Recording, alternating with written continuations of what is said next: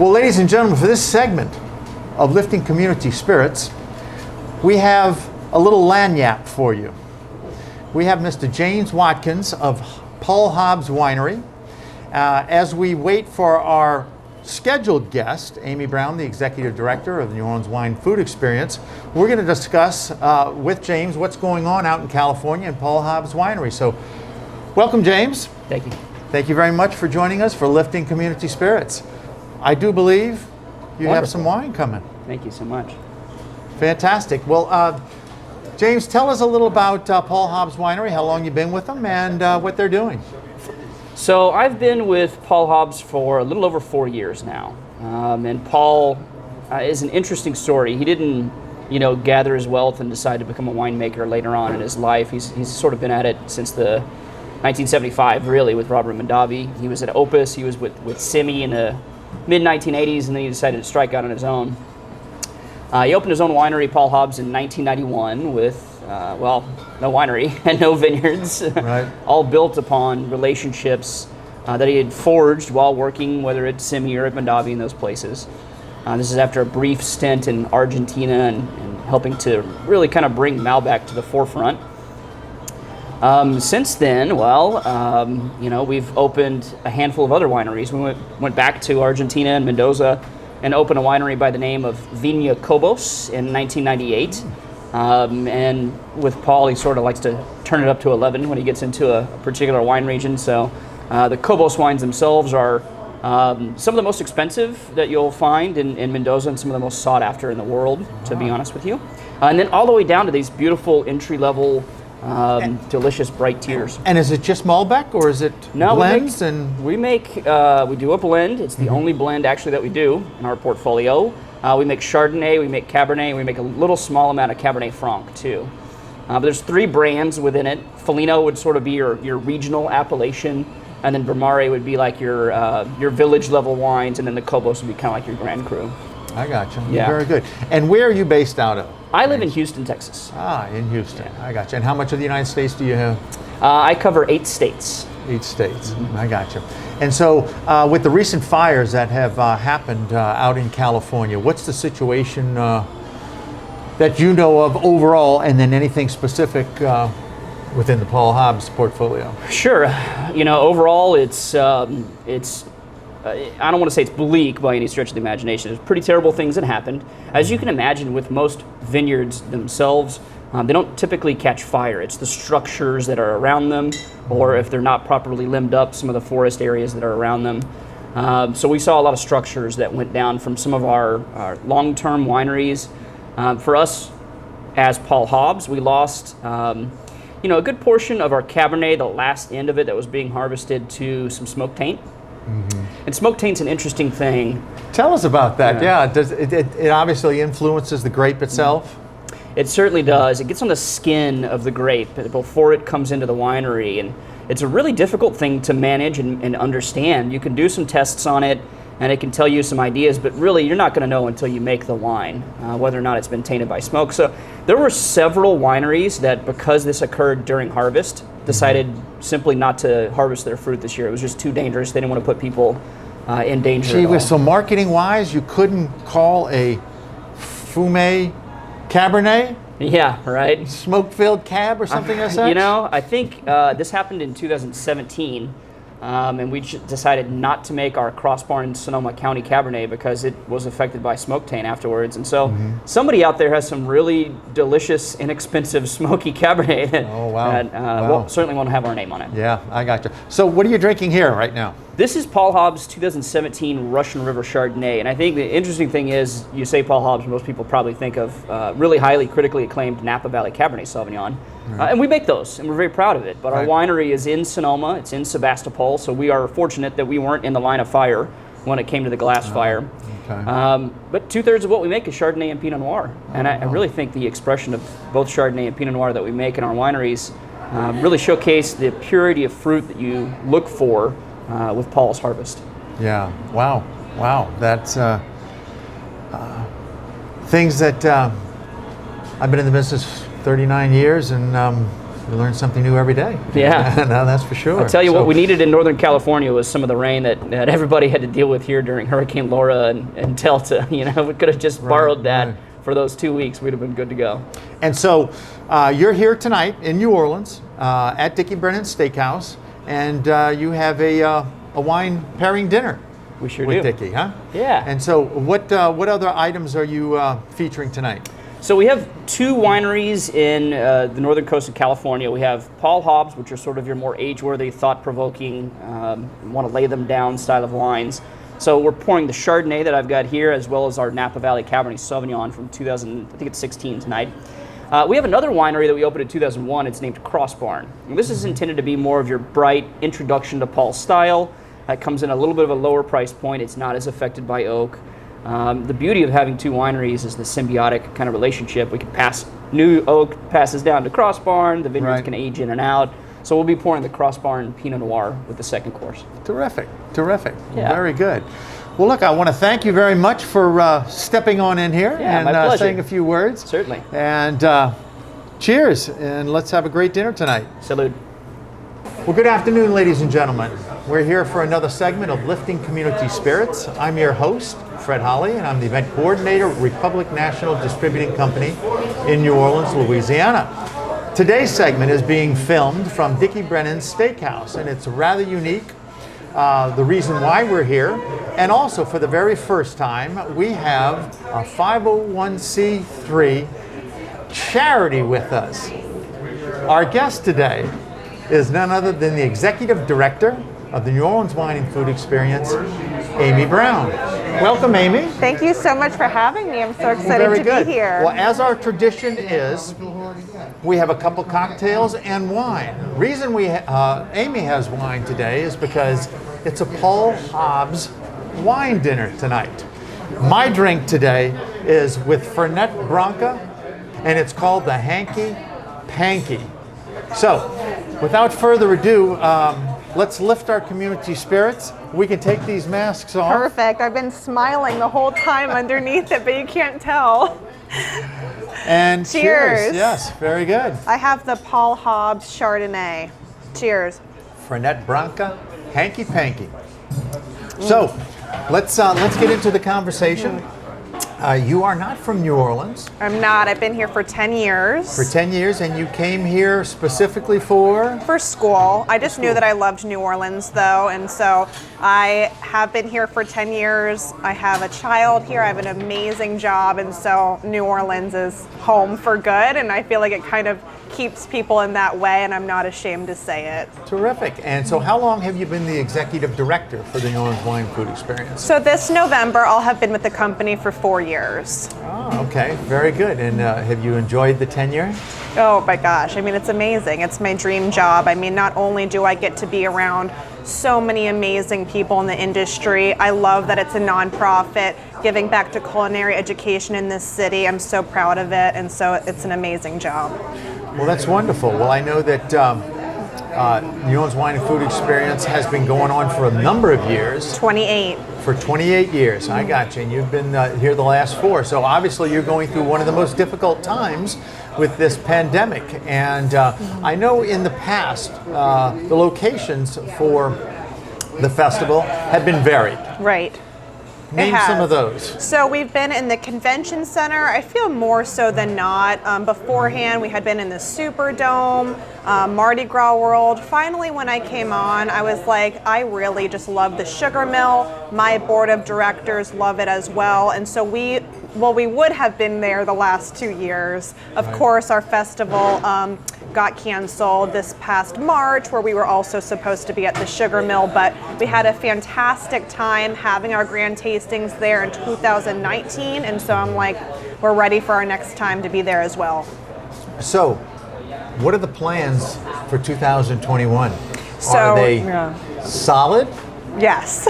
Absolutely. I mean, we did not want to give up on our 2020 festival. I mean, we really had first put out that it was only postponed, and we actually have some smaller socially distanced events even before our 2021 festival. We are still doing something this year, but we do plan on having our full-blown festival in 2021, and we're actually figuring out those dates now. Gotcha, very good. Well, this is certainly one of your events that's going on in 2020. And like most people, you've had to be very creative in regards to coming up with something that's socially acceptable and within the pandemic regulations. What have you done for 2020? So we have actually been having wine dinners since the middle of July, and so we've really listened to what's happening in the city, listened to what's going on in the industry, and kind of positioned ourselves in a place where we wanted to be helpful. And so we've been doing these wine dinners every single week since the middle of July. Every week they've been sold out. And so I think that really goes to show that there's been a need for them. People are really excited to get out of the house and enjoy some amazing food and wine. And the restaurants and the wineries love it. So they're still out there, you know, participating in something. And I mean, it's been really successful. Well, you know, I know in working with you over the last 4 years, we've incorporated some spirits within the wine festival. And I believe it was a couple weeks ago, I attended a Hendrick's dinner that you guys sponsored. And so with that said, spirits and wine, how has their acceptance been for you wanting to do something as such? I think that it's been amazing. I've started to bring spirits into the festival in general. You would see them a lot at Royal Street Stroll or the Grand Tastings. And so it was an obvious match for me to incorporate into the dinners this summer and this fall. It's been really, really, I think that it's been really great having that variety at the events. And the sponsors of the spirits have been really happy. And so I loved the dinner at Cafe Reconcile. I thought it was really successful. Yeah, it's surprising to a large degree, but I think that just shows the wherewithal of people wanting to get together socially and experience food, wine, and spirits all together. You know? So let's talk a little more about the NOWFE board. It's just not you. You need a big team, is that correct? Correct. So how many people do you have on the board? And just name a couple of the people and to give an idea of what the board does. Sure. So there are actually 19 people on my board of directors for NOWFE. And really we are looking for anyone in the food and wine industry, the hospitality industry. So we have Jim Fine, who's with Marriott. Joey Worley is my board president this year with the Windsor Court. He's the food and beverage director of the Windsor Court. And then of course we have our amazing distributors that help us get wineries to participate in the festival, such as Bill Cooling with RNDC and Linda Smith. And so it's a really nice range of people that help get this show on the road and make everything happen. Yeah, well, you know, being the event coordinator for the company and speaking to the suppliers each and every day, you know, I know through this pandemic, things have been extremely quiet, very, very small. And these suppliers are pent up a little in wanting to do events, for sure. And I think it's just like any individual out there that you know, they've set aside marketing dollars to do certain things as such, and so I think the more creative you can get, then I think it bodes well that certainly. You know, we can help at RNDC in soliciting suppliers for you and doing certain things. You know, I sat with the Gambit people last night, and they're coming up with a scavenger hunt. Oh, wow. And individuals will be able to do that on their own, and I love the creativity. The spirit and wine business here in New Orleans. So I'm looking forward to some of the things as such. Now, you had mentioned earlier that you had some specific upcoming events. Yes. So, and you can look at your phone. Don't worry. tell the public what you have going on. Okay. Oh, look, there's our food. Thank you so Wow, much. very Oh, that good. looks amazing. Thank you. So, Fred, what is this? We should tell everyone. Well, this looks like some oysters. I think I would have to bring in Mr. Steve Pettis, ladies and gentlemen, to give the exact description of this dish. But Looks amazing. I do believe we'll be able to knock those oysters out. So Maybe some this kind of obviously is bacon jam. one of their specials. Would you like to explain? Yeah. sir. Would you like to explain this particular dish to us? These are macaroni oysters.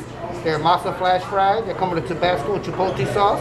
They're also going to be topped off with a bacon jam. Oh, bacon jam. I knew it. Perfect. Thank you. Fantastic. Thank you very much. I appreciate I love it. it. So the events this November Yes. and December. So we're going to have 4. Right. It's not like typical NOWFE week where it's a 5-day thing. We spread it out. I really wanted to be able to focus all of our marketing, all of our efforts, one event at a time. Because I've really noticed that's what has made every wine dinner very successful, being able to have it once a week and really being able to focus. So Right. the events are 2 Saturdays in November and 2 Saturdays in December. So I have one on Saturday, November 14th. It's going to be a rosé tasting called Rosé Filled Glasses. It's going to be on Fulton Street, and it's going to be right there on the street, but seated. And so that's why I think it's going to be safe. People are going to want to come. They come in, you get your seat right there, and then people are going to pour their rosé right in front of you and be out on beautiful Fulton Street. So I love that. Very good. That's from 11 to 1 on that Saturday. Okay. And then my second event in November is Pizza e Vino at Kitchen in the Garden in City Park. And so that's at that gorgeous outdoor It's beautiful. kitchen in the It's Botanical beautiful, for sure. Gardens. Yep. So we love that. We're going to have different pizza establishments in the city do a demonstration, have a tasting with that pizza, then also pair it with Italian wines. Fantastic. Fantastic. Yeah, All we're right. And the excited. 2 in December? So one is on December 5th, and that is the art walk and wine tasting. So that is going to be a smaller version of our historically known Royal Street Stroll, much, much smaller. Just come on in, fire that Oh, thing right perfect. there, and describe this dish to us real I have quick. a crab cake here. This is my favorite appetizer on the menu. Now, jumbo lump crab meat.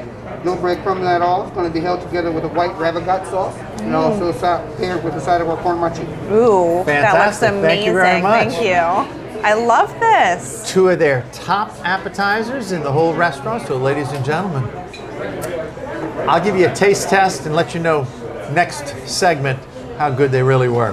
Perfect. So, you had one other one. In So December. yeah, so the Art Walk and Wine Tasting, so very similar to the Royal Street Stroll, although when we're planning for these events, I'm planning if they're happening tomorrow. So obviously it's not the historic stroll where it's 1,500, 2,000 people. No, it's going to be very socially distanced, very safe. Obviously we're planning for like 50 people right now. We'll see how things, pan out for December. But we have art galleries on the 700 and 800 block participating, and we'll have wineries inside each gallery. Terrific. So right now it's 8 galleries, so we're excited. Okay. So with that said, in regards to the rosé tasting, you've always had something, I know at least the last couple of years, in regards to a rosé type tasting Yes. on Fulton Street. Tell everyone the different dynamics and the events that are within the normal New Orleans Wine and Food Festival, and what's your favorite one? Sure. So I did take ideas and experiences that I had created for the March Festival and then changed it to fit the rules and regulations of the time. So the rosé tasting does sound familiar because we do one every year called Tournament of the Rosés. But I just made it not a tournament, not a competition, because normally it would be all the wineries all lined up, a big crowd, and so to keep it socially distanced, we made it a seated tasting. And so all of these ideas, Pizza e Vino, that's also something I had created for March, just tweaked it a bit. Right. And then actually, one of my favorites is happening on December 12th. It's called Seated Mini Vinola. So you can kind of guess okay. that it's That I a play can. on Right. our event that we have every year, Vinola. And so it's going to be in the Rib Room. seated just as if it's like a wine dinner, but it's not. There's going to be, 10 wine glasses set up in front of you, 10 wineries showcasing their wines. Each winery can showcase up to 3. So there's a potential, if everyone showed 3, that you could be trying 30 wines that night. Nothing wrong with that. Exactly. And then, of course, it's going to be the caliber that you would normally see at Vinola, our highest end wine. So what is the difference? Tell everybody what the difference is in regards to the wines at Vinola versus the grand tasting. Sure. So for Vinola, there's just a price difference. I mean, you will not see any red in the room less than $75, no white less than $40. And so really our high-end wines that you won't really see anywhere, family vineyards that, aren't very well known, you'll find that at Vinola, and that's the kind of caliber that we'll have at the seated mini Vinola as well. I got you. Very good, very good. Well, look, I think I'd like to see you take a bite of that, and I'm going to take a bite of this. Perfect. And let the public know how good it really is. Excellent. And I'd like to thank Dickie Brennan's Steakhouse, where we are this evening, and the whole Brennan Group. All of the Dickie Brennan restaurants are open, the Bourbon House, the Palace Cafe, and Tableau. So if you get a chance, ladies and gentlemen, please visit, please support, and thank you for lifting community spirits. Till next time. Cheers. Thank you. Cheers. Perfection. Let's take a little bite. Yes. Just gonna keep recording in case you'll say something bad. A little bite, I think a big bite. This whole thing's going in. Yeah, I'm all right. Hi, good evening. This is Paul here at the steakhouse, Dickie Brennan Steakhouse here in New Orleans. I'm gonna make the Hanky Panky for you. So this is gonna be our ingredient here. Antica Sweet Vermouth, 1.5 ounces.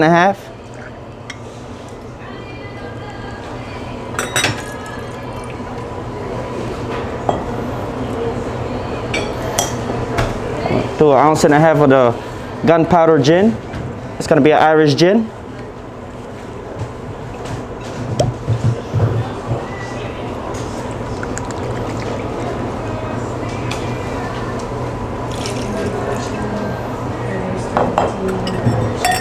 All right. Splash of OJ.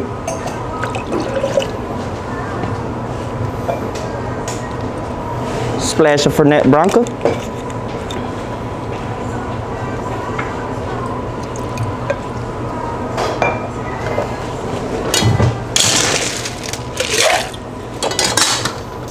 Stir well to chill.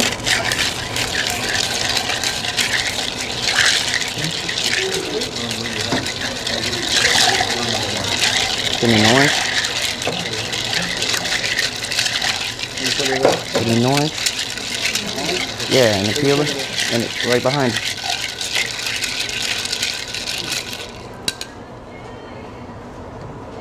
All right.